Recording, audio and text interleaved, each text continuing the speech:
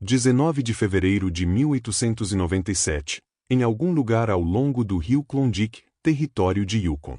A nevasca caiu como uma maldição enviada pelo próprio Deus. Thomas Brennan já tinha visto 42 invernos naquelas montanhas, mas nenhum que cortasse tão fundo. O vento uivava pelos pinheiros com um som parecido ao de lobos morrendo, e a neve caía tão densa que engolia o mundo inteiro. Sua cabana, se é que 4 paredes e uma chaminé de pedra podiam ser chamadas de cabana, ficava a quase 5 quilômetros do posto comercial mais próximo, e com um tempo desses, podia muito bem ser 500. Ele estava rachando lenha quando ouviu um som fraco. Quase nada. Um sussurro sob o rugido da tempestade. Thomas parou no meio do movimento, o machado suspenso sobre a cabeça. Escutou. O vento rugia. As árvores gemiam sob o peso do gelo. E então, lá estava de novo. Uma voz. Chamando. Não eram palavras. Apenas um som. O som que um homem faz quando já passou das palavras, quando tudo o que resta é o instinto animal de gritar no vazio e torcer para que algo o escute. Thomas abaixou o machado lentamente. Seu fôlego saiu em vapor diante do rosto, e por um instante ele ficou imóvel, ouvindo a guerra entre o instinto de sobrevivência e algo mais. Algo mais antigo. Algo que falava com a voz de seu avô: você nunca deixa um homem morrer na neve. Nunca. Por motivo nenhum.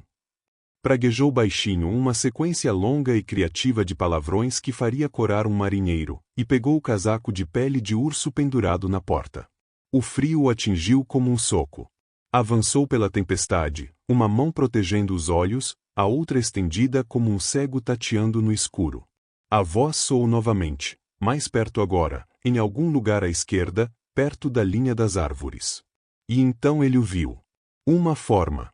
Uma sombra. Um homem caído na neve. Thomas tropeçou até ele, as botas rompendo a crosta a cada passo. Quando alcançou o estranho, ajoelhou-se e o virou. Era jovem, talvez 30 anos, com o rosto coberto de barba de semanas e os olhos já começando a se apagar com aquele vazio peculiar que antecede a morte. Os lábios estavam azuis. Os dedos, enegrecidos pelo frio, seguravam algo contra o peito. Um embrulho. O coração de Thomas disparou. Abriu o embrulho com as mãos trêmulas e encontrou não ouro, nem comida, nem qualquer uma das 1000 coisas que um homem poderia morrer protegendo naquelas montanhas. Encontrou uma criança. Um menino. Uns 4 anos talvez. Envolto em peles tão grossas que parecia um pequeno filhote de urso. E ao contrário do homem, o menino respirava. Suas bochechas estavam vermelhas de febre, o pequeno peito subindo e descendo em respirações rápidas e desesperadas. Jesus Cristo, sussurrou Thomas. A mão do homem se ergueu de repente e agarrou o pulso de Thomas com força surpreendente. Os olhos se fixaram por um instante, ardendo com uma intensidade que gelou o sangue de Thomas. Por favor, rouquejou o homem, com a voz áspera como cascalho, leve ele. Eu vou, respondeu Thomas rapidamente. Mas você vem junto. Está me ouvindo? Os dois. O aperto afrouxou. Os olhos começaram a se apagar. Ei! Gritou Thomas, sacudindo-o, fica comigo. Mas o homem já tinha partido, deslizando para aquele país de onde nenhum viajante volta. Seu último suspiro saiu como um suspiro leve, e a mão que segurava o pulso de Thomas caiu na neve. Thomas olhou para o menino em seus braços. Os olhos da criança se abriram, olhos escuros, amendoados, em um rosto que revelava traços de uma linhagem distante que Thomas não conseguia identificar. Nem Inuit, nem Tlingit. Outra coisa. Vai ficar tudo bem, disse Thomas, sem saber se alguma vez voltaria a ficar. Você está seguro agora. Ele carregou o menino de volta para a cabana, deixando o homem onde havia caído. Não havia mais nada a fazer. Com um tempo daqueles, os mortos esperariam até de manhã. Os vivos exigiam cada segundo. Le garçon brûla de fièvre pendant 3 jours. Thomas n'avait jamais été père. Jamais marié. E o n'avait jamais voulu de tout cela après sa infância, une infância passée dans l'ombre d'un homme dont on les punks parla em plus forte que les mots. Mas levou-la, faisant des choses que vous n'auriez jamais imaginées. Donner de la soupe à la cuillère à un enfant, changer des draps trempés de sueur, poser des linges frais sur un front brûlant comme une braise. L'enfant se débattait et criait dans une langue que Thomas ne reconnaissait pas. Russie, peut-être. Ou quelque chose de plus ancien, venu des steppes de Asie centrale ou levant parlait dans des langues que les hommes avaient oubliées. La fièvre tomba la troisième nuit. Thomas se réveilla et trouva l'enfant assis sur le lit, le fixant de ses yeux d'un noir impossible. Ils restèrent silencieux un long moment, le feu crépitant entre eux comme une conversation que ni ele ni ele autre ne savait traduire. Tu parles anglais? Demanda finalmente Thomas. Le garçon ne répondit pas. Tu me compreendes? Toujours rien. Mas les yeux observaient. Écoutaient. Thomas soupira et versa du ragout dans o bol. Il l'étendit. Le garçon le prit à Deus mais mangia comme si o ne avait pas vu de nourriture depuis une semaine. C'est que, pensa Thomas, ne était sans doute pas loin de la vérité. Moi, Thomas, dit-il en se désignant. Thomas. Le garçon leva les yeux de symbole. Il étudia le visage de Thomas avec une intensité bien trop vieille pour un enfant si jeune. Puis il se désigna lui-même. Nicolai, dit-il doucement en semendouto. C'est fut le premier mot que Thomas ele entendit prononcer. Ao fio de semaines, une routine se instala. Thomas se levait avant ele albi, atissait le feu et verifiait ses pièges. Nicolai regardait par la fenêtre, sem petit visage collé à la vitre couverte de givre. Quando Thomas rentrait, ils mangeaient ensemble en silence, pas o silence pesant, mais celui de Deus ames que savem que certaines choses n'ont pas besoin de mots. Thomas apprit ao garçon a empiler du bois. A faire fondre la neige pour obtenir de ele. A reconnaître ele arrivait de une tempête ao silence des oisiaux et ao goût de faire dans elier. Et lentamente, morcial par morcial, Nicolai se mettait a parler. Sem anglais était cassé, hésita, mas il venait. Il raconta a Thomas o village. Um incendie. Des hommes armés venus dans la nuit. Il lui parla de Saint-Père et homme mort dans la neige et de leur fuite. Des jours de marche sans nourriture, sans abri, avec seulement leurs vêtements et eles poir désespérer de trouver, quelque parte, endroit sur. Papa dit à ler ao sud, murmura Nicolai um soir, ses petites mains se une tasse de thé chaud. Dit trouver, bons hommes. Aide. Thomas sentit quelque chose se tordre dans sa poitrine. Tom periavait raison, dit-il doucement en semendouto. Il a trouvé un bon homme. Il a trouvé de l'aide. Le garçon leva les yeux vers lui, et pour la première fois depuis 7 nuits dans la neige, Thomas vit dans ses regards quelque chose que ne était ni la peur, ni la douleur, ni la perte. Il vit la confiança. A primavera chegou devagar ao Yukon naquele ano. A neve começou a amolecer, passando do branco ao cinza, até parecer lã suja. O gelo do rio estalava e gemia, soltando estrondos que ecoavam pelo vale como tiros de canhão. E com o degelo, vieram visitantes. Thomas estava esfolando um coelho quando ouviu os cavalos. 3 deles. Animais grandes, bem alimentados, montados por homens que pareciam ter nascido sobre a sela. Subiram a trilha num passo tranquilo, os olhos examinando a cabana, a pilha de lenha, a fumaça subindo da chaminé. Thomas largou a faca e se levantou devagar. Seu rifle estava dentro, encostado na parede perto da porta. Longe demais para alcançar sem chamar atenção. O cavaleiro da frente, um homem de rosto curtido e olhos da cor do gelo sujo, levantou a mão em saudação. Bom dia, gritou. A voz soava amigável, mas havia algo por baixo dela. Algo que fez os pelos da nuca de Thomas se arrepiarem. Bom dia, respondeu Thomas com cuidado. Os 3 homens desmontaram. O líder se aproximou, as botas afundando na lama. De perto, Thomas viu que ele usava um distintivo, do tipo que a polícia montada canadense costumava usar, mas havia algo errado. Brilhava demais. Parecia novo demais. O nome é Carson, disse o homem, sem estender a mão. Estamos procurando alguém. Um garoto.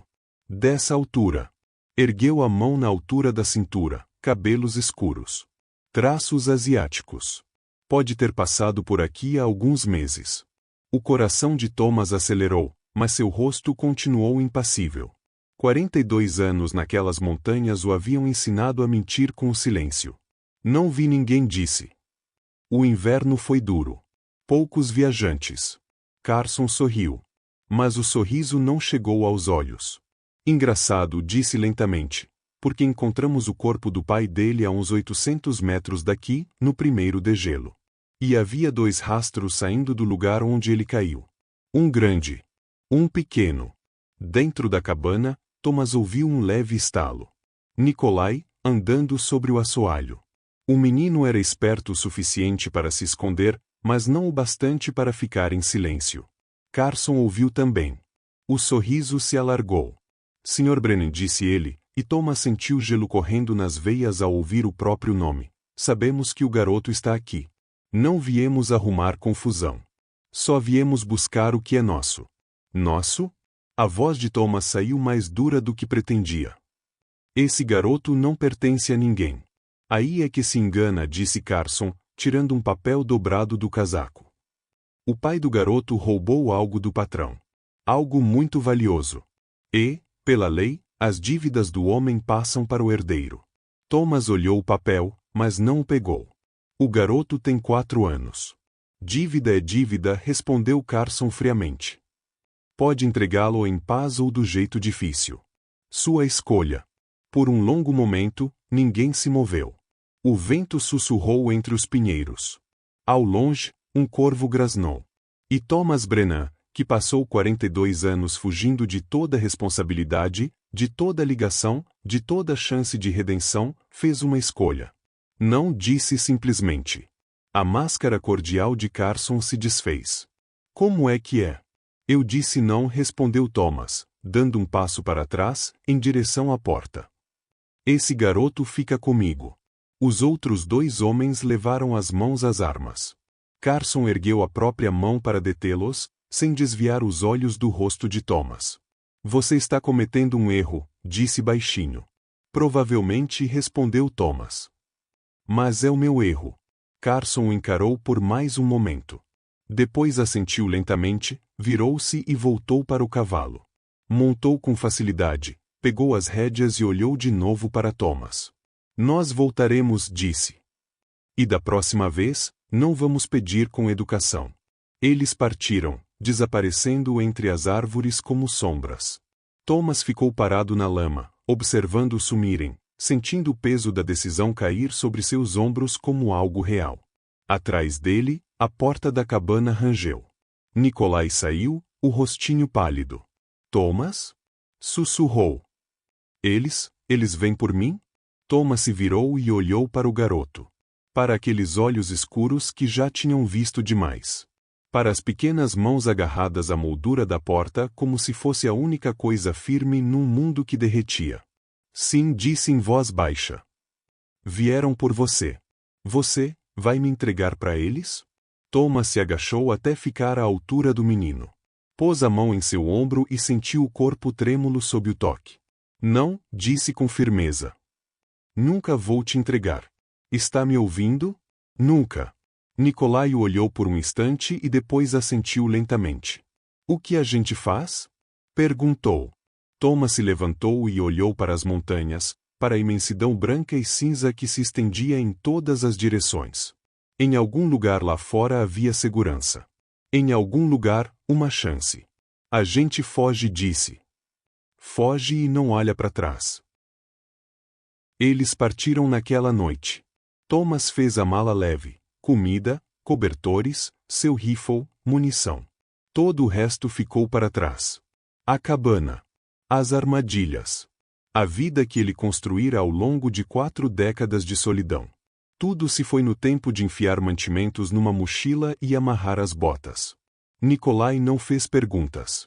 Só vestiu as peles e seguiu Thomas para a escuridão. Foram para o norte, para as terras altas onde a neve nunca derrete por completo e o ar tem gosto de gelo até no verão. Thomas conhecia aquelas montanhas, cada trilha, cada picada de caça, cada ponto onde um homem poderia se esconder para sumir do mundo. Mas Carson e seus homens também conheciam. O primeiro sinal de perseguição veio no segundo dia. Pegadas frescas na neve, paralelas ao caminho deles, a cerca de 1 milha a leste. 3 cavalos, andando rápido. Estão nos tocando, murmurou Thomas, olhando as pegadas.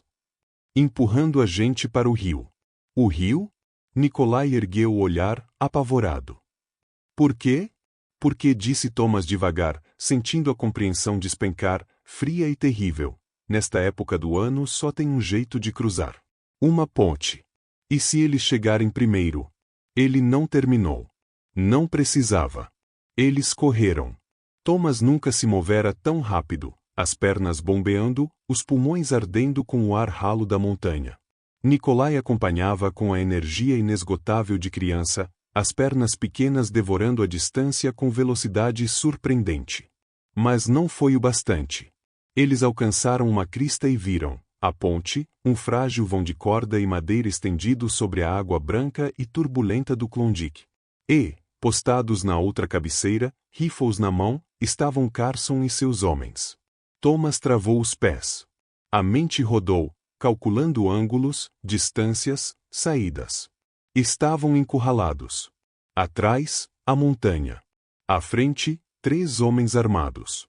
Abaixo, um rio inchado pelo degelo que mataria em segundos se alguém caísse. Carson os avistou e acenou, com o mesmo sorriso cordial no rosto. Fim da linha, Sr. Brennan. Gritou por sobre a água.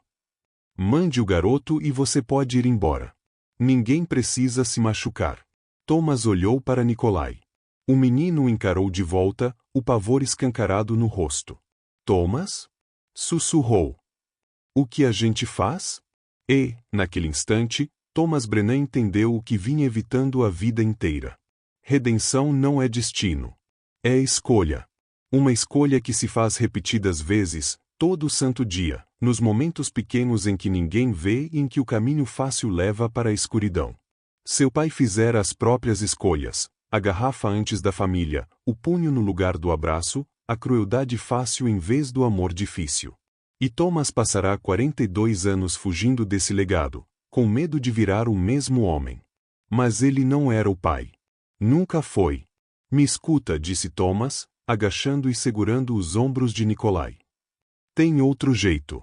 Rio abaixo, a mais ou menos 1 milha, o leito afunila. Dá para atravessar a val se for com cuidado. Você vem comigo? A voz de Nikolai falhou. Thomas balançou a cabeça. Vou te dar vantagem. Vou falar com esses homens, segurar eles. Você corre. Corre rápido e não olha para trás, ouviu? Não. As lágrimas desciam pelo rosto. Não, eu fico com você. Você não pode. Thomas o puxou para um abraço feroz, apertando-o bastante para sentir o coraçãozinho martelar contra as costelas. Você tem que viver, Nikolai. Tem que crescer. Tem que ser o homem que seu pai queria que você fosse. Ele se afastou, segurando o garoto pelos braços. Quando atravessar o rio, segue pro sul. Em 3 dias você chega numa cidade chamada Dawson. Diz que foi o Thomas Brennan que mandou. Diz que você está sob a proteção dele. Eles vão cuidar de você. Vão te manter seguro. Vai. Deu-lhe um leve empurrão. Agora. Nikolai hesitou por um único batimento. Depois disparou, sumindo entre as árvores como um veado. Thomas se ergueu e encarou a ponte.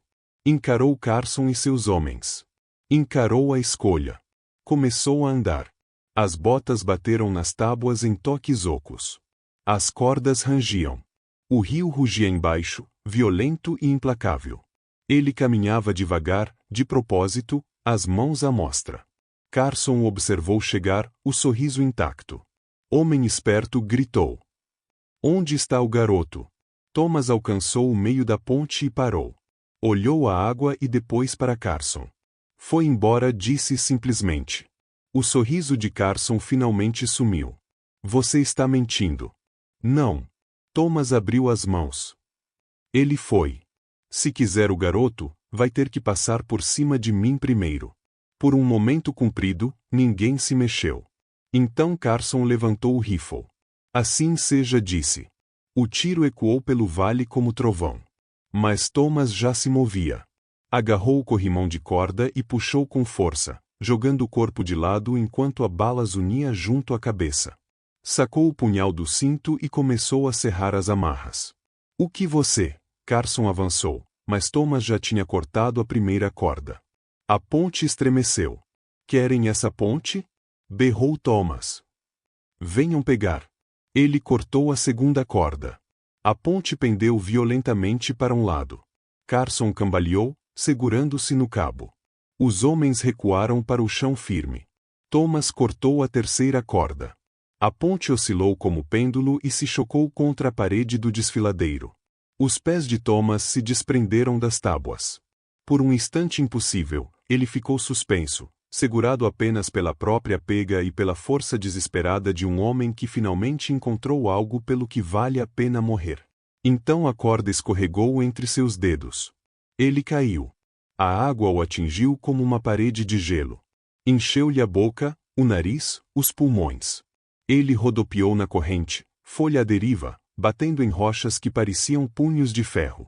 O mundo virou só água branca, frio negro e o pensamento distante, se apagando, de que talvez, só talvez, tivesse sido suficiente. Talvez o menino tivesse escapado. Talvez isso bastasse. Thomas Brennan acordou com calor. Não o frio cortante do rio. Nem o entorpecimento congelado da morte. Mas calor de verdade. Abençoado. Abriu os olhos e viu a luz do fogo dançando sob um teto de lona. Ouviu vozes falando baixinho em um idioma que soava como água correndo entre pedras. Sentiu o cheiro de comida, carne, ervas e pão. Calma, disse uma voz em inglês. Voz de mulher, você ficou desacordado por 2 dias. Thomas tentou se sentar e imediatamente se arrependeu. Uma dor aguda atravessou as costelas, o ombro, a cabeça. Tudo doía. Onde? A voz saiu rouca. Onde estou?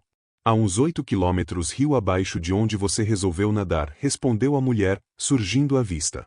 Era de meia idade, com o rosto marcado por muitos invernos e olhos que não perdiam nada. Você teve sorte. Um dos nossos caçadores te encontrou preso num tronco caído. Mais 1 hora e teria congelado. Nossos? Conseguiu dizer Thomas. A mulher sorriu. Você está no acampamento do povo Atna. Estávamos passando por aqui quando vimos a ponte quebrada. Encontramos você pouco depois. Thomas fechou os olhos. A ponte. Carson. Nikolai. Tinha um menino, disse com urgência, pequeno, cabelo escuro. Uns 4 anos. Vocês. Calma. A mulher pousou a mão no ombro dele, empurrando-o suavemente de volta ao catre. Ele está aqui. Está seguro. Thomas sentiu algo se soltar no peito. Alívio. Puro, absoluto. Ele nos contou tudo, continuou a mulher, sobre os homens que perseguiam vocês. Sobre o que você fez. Fez uma pausa. Foi algo corajoso. Insensato, mas corajoso. Tinha que fazer, sussurrou Thomas. Tinha que dar uma chance para ele. Você deu mais que isso. A mulher se levantou e foi até a entrada da tenda. Nikolai? O menino apareceu na porta, o rosto se abrindo num sorriso tão largo que parecia que ia rachar. Thomas! Gritou, correndo até o catre e se jogando sobre ele, os bracinhos apertando o pescoço de Thomas. Você tá vivo. Você tá vivo. Thomas o abraçou de volta, ignorando a dor gritando nas costelas. Tô sim, garoto, disse com a voz rouca. Tô vivo. Ficaram assim por um bom tempo. Depois, a mulher pigarreou suavemente. Quando estiver forte o suficiente para viajar, disse ela, vamos levar vocês pro sul, até Dawson. Os homens que estavam atrás de vocês, não vão encontrá-los lá. A gente vai garantir isso. Thomas levantou o olhar. Por quê? Perguntou fraco. Por que ajudar a gente? A expressão da mulher se suavizou. Porque há 20 anos, um estranho ajudou meu filho quando ele se perdeu na neve. Ele não tinha motivo nenhum para isso. Não era problema dele. Mas ele ajudou mesmo assim. Ela encontrou o olhar de Thomas. A bondade tem um jeito de voltar, Sr. Brennan. Às vezes, só demora um pouco. 3 meses depois, Dawson City, território de Yukon. Thomas estava em pé na varanda de uma casinha nos arredores da cidade, observando Nikolai brincar na rua com um grupo de outras crianças. A risada do menino ecoava no vento, clara, alegre e totalmente destemida. O povo Atna havia cumprido a palavra. Levaram-nos até Dawson, responderam por eles, ajudaram Thomas a conseguir trabalho no serralheiro e um lugar para morar. Carson e seus homens nunca apareceram. Talvez tivessem desistido. Talvez tivessem caído no gelo. Thomas não se importava. O que importava era o som daquela risada. O que importava era ver Nikolai correr até ele todas as tardes, o rostinho corado de empolgação, ansioso para contar sobre o dia. O que importava era a chance, enfim, aos 42 anos, de ser o homem que seu pai nunca foi. Thomas! Gritou Nikolai, vem brincar. Thomas sorriu. 1 minuto respondeu, já vou. Desceu da varanda e caminhou em direção ao menino, ao jogo, a vida da qual passou 4 décadas fugindo. E em algum lugar nas montanhas atrás dele, onde a neve ainda se agarrava aos picos mesmo no verão. O vento sussurrou entre os pinheiros como uma bênção. Como uma promessa cumprida. Como o som da redenção finalmente voltando para casa. Fim.